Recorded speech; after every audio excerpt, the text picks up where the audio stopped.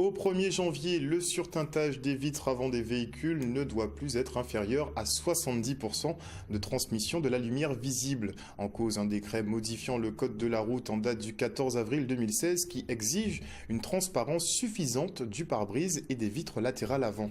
En cas d'infraction, les automobilistes s'exposent à 135 € d'amende et le retrait de 3 points sur le permis de conduire, de quoi les motiver à se séparer de leur teintage. Les professionnels y voient pour leur part un coup de poignard et souhaitent qu'une dérogation soit mise en place pour les DOM qui ne manquent pas de soleil.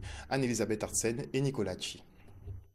Aujourd'hui, le pourcentage défini, il est de 70% selon la loi. Alors nous, teinteurs, ça ne nous arrange pas du tout parce que c'est sûr que 70%, c'est une vitre qui est totalement claire.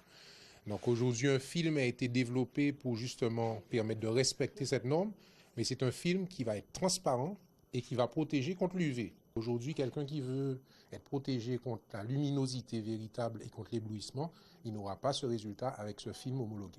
On espère avoir une dérogation parce que dans la pratique, on remarque qu'on n'a pas juste monsieur tout le monde qui a besoin du film teinté. On a des professionnels qui utilisent le film teinté tous les jours, par exemple des personnes qui transportent des matières, par exemple telles que des médicaments et autres, et qui permettent, le film teinté permet de réduire la quantité de chaleur qu'il y a dans le véhicule, ce qui permet de protéger les produits.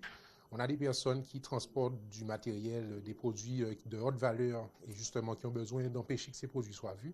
Donc justement, le film teinté ne sert pas qu'à nous, monsieur tout le monde.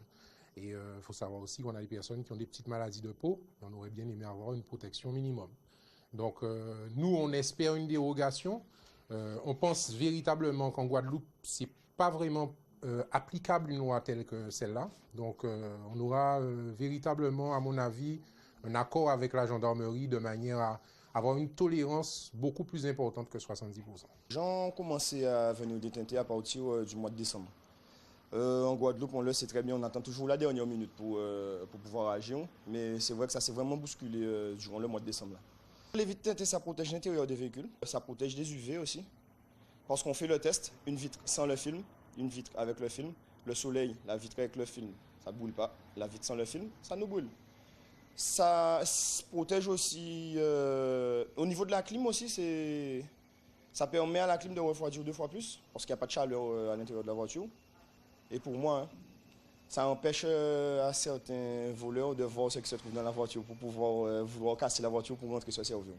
Il y a environ 8 mois de cela, on a annoncé que le film teinté, ça aurait été presque pas autorisé. Donc du coup, on a eu une chute de vente qui était énorme.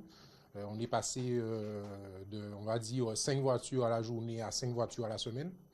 Donc aujourd'hui, c'est sûr que tout le monde dépose le film teinté, donc on a le rush. Donc c'est sûr, tant mieux pour nous. Mais l'avenir, on ne sait pas comment on va le voir parce que justement, si on reste dans l'application de la loi à 100%, ce sont des professions qui sont vouées à disparaître. Restez connectés aux Outre-mer avec outremernews.fr.